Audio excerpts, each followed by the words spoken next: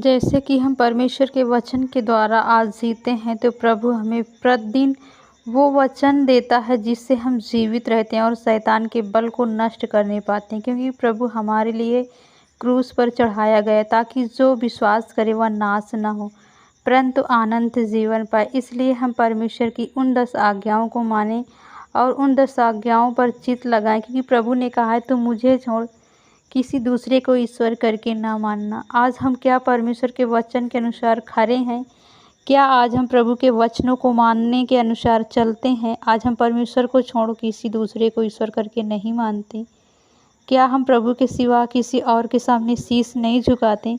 क्या हम प्रभु के वचन के अनुसार आज भी हम विश्वास के साथ एक ही ईश्वर के पीछे हैं, अर्थात प्रभु यीशु मसीह के पीछे हैं?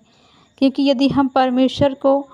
आदर सम्मान देते हैं तो हम किसी मूर्ति के पीछे नहीं बल्कि अपने जीविते परमेश्वर के साथ चल रहे हैं, क्योंकि उसका क्रूस उठाकर यदि हम चलते हैं तो परमेश्वर हमें उस पवित्र आग के द्वारा हमें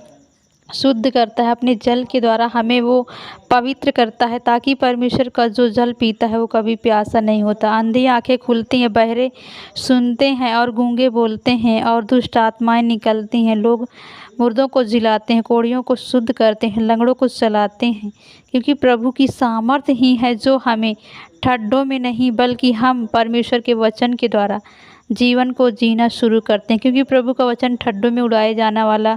वचन नहीं जिसको हम ठड्डों में उड़ाएं, क्योंकि प्रभु जीवित है और हमारे लिए वो सलीब पर चढ़ाया गया ताकि परमेश्वर की 10 आज्ञाओं को हम मानें और उसके अनुसार प्रार्थना करें, दुआ करें, क्योंकि दिन बुरे हैं और प्रभु कह रहा है समय निकट है। इसलिए हम अपने आप को आत्मा से भरें और शैतान को हराएं और पवित्र आत्मा के द्वारा हम आगे बढ़ते जाएं ताकि हम परमेश्वर के उस जल को पीते जाएं जिससे हमारे जीवन में ताजगी आए, हरियाली आए, उमंग आए और हर एक भाई बहनों को हम सुसमाचार दे सकें और संकट से लोगों को बचा सकें, छुटकारा दे सकें, ताकि लोग जो बीमारी में हैं, दुष्ट आत्माओं से ग्रसित हैं, बहुत परेशान हैं, मुश्किलों में हैं, उनके लिए दुआ करें ताकि खुदा हमारे दुआओं के द्वारा उनको चंगा करे, ब्लेस करे, छुटकारा दे, आनंद दे और पवित्र आत्मा के द्वारा हम भी जीवन को जिए और स्वर्ग के वारिस होने पाएँ, क्योंकि परमेश्वर ने हमें अपने पुत्र अर्थात पुत्री कहा है। हम परमेश्वर के बेटे और बेटियां हैं, इसलिए हम परमेश्वर को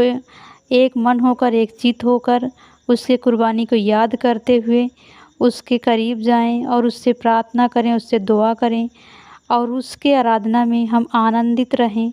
और सदा भाईचारे में लगे रहें और एक दूसरे को हम संदेश देते रहें ताकि वो लोग भी बचाए जाएं, वो लोग भी छुटकारे को